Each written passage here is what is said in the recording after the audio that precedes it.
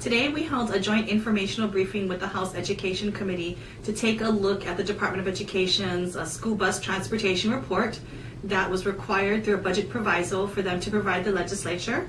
Obviously the report was not quite all the information we wanted, so we did request that they provide us with additional information, specifically taking a look at their 2-year targets for how they're going to bring down bus transportation costs, and also lay forth a matrix of options that they're currently investigating on how they'll do 2 things. 1, increase competition and increased bids, and 2, to take a look at how all of those options would decrease bus transportation costs. I think that the informational briefing was very enlightening. We had good, honest discussions about some of the options that we have to reduce bus transportation costs, but also talk about the challenges and the barriers to competition.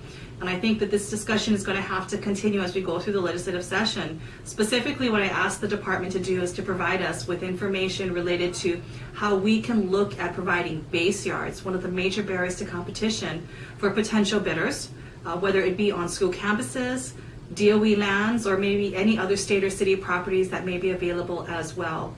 I also asked the Department of Education to provide us with a breakdown of how much their supplemental budget request means in terms of its distribution throughout our islands. The department mentioned that $25 million would cover the cost for neighbor island bus transportation services, and so we did ask them to break it down by county.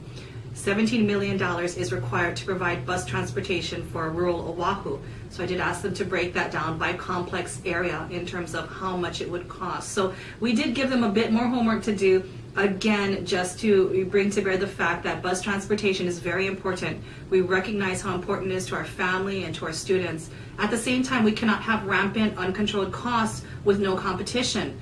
Business as usual is not sustainable. It cannot continue. And so for us, I really think that this informational briefing brought to light the fact that we're serious. We need to see some changes.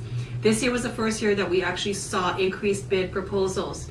And when asked the question why, the department really didn't have an answer. But I think that's something that we're going to strive to find out. What was the reason, and how are we going to continue to see increased competition? Because when you take a look at how we can control costs, increased competition is the best way for us to keep those costs down and to be able to provide affordable bus transportation services that's not borne on the backs of our family and our students.